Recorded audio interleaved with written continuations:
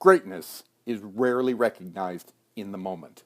But when Steve Wozniak and Steve Jobs flipped the switch on the first Apple computer in 1976, From high technology, they knew they had something. introducing Apple II, the easy-to-operate home computer. From a garage in Los Altos, California, Apple blossomed into one of the biggest multinational technology company in the world. For over 40 years, the company has enjoyed a rabid following. In 1984, the technology magazine Byte wrote, "There are two kinds of people in the world. People who say Apple isn't just a company, it's a cause, and people who say Apple isn't a cause, it's just a company. Both groups are right."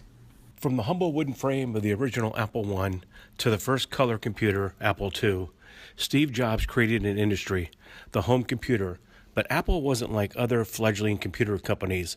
It had swagger. The brand reflected a brash arrogance of Steve Jobs, and that attitude reached its pinnacle during the 1984 Super Bowl. Shall talk themselves to death, and we will bury them with their own confusion. We shall prevail. On January 24th, Apple Computer will introduce Macintosh. And you'll see why 1984 won't be like 1984. Although it only aired one time, the George Orwellian theme spot is still considered one of the greatest commercials ever made, adding to the legend of Apple. The following year, both Steves left Apple. Woz walked out and Steve Jobs was pushed. It took a while, but eventually Apple lost its way.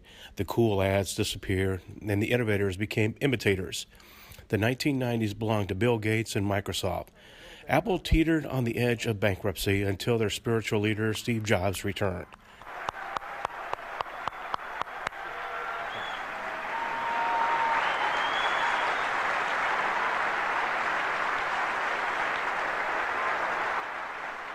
Immediately, Jobs pared down product lines and identified a single cool new concept to sell. Presenting 3 easy steps to the internet. Step 1, plug in. Step 2, get connected. Step 3, there's no step 3. There's no step 3. The iMac signaled the new beginning for Apple and showed the world that Jobs was sticking to his successful 3-part formula. What we're trying to do is not something really highfalutin. We're trying to get back to the basics. We're trying to get back to the basics of great products, great marketing, and great distribution. From iPod to iTunes, it worked, and it all led to this moment. Are you getting it? These are not 3 separate devices. This is one device. And we are calling it iPhone. Today, Apple is going to reinvent the phone. The iPhone. It's been 10 years now, and the phone that changed everything hasn't changed much in a decade. As the product got stale, so did the marketing.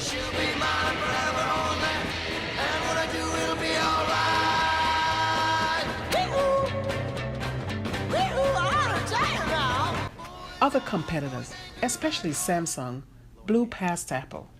But smartphones still look the same as they did a decade ago. Buttons, bezels, and frames that all get in our way. Until now. Unbox your phone. Samsung Galaxy S8. But Samsung's recent problems with battery fires made owning a Galaxy a potential danger. And according to Hughes, it was also a liability for frequent travelers on airlines that were not allowing the Galaxy phones on board aircraft. The 10th anniversary iPhone is a chance to retake the market.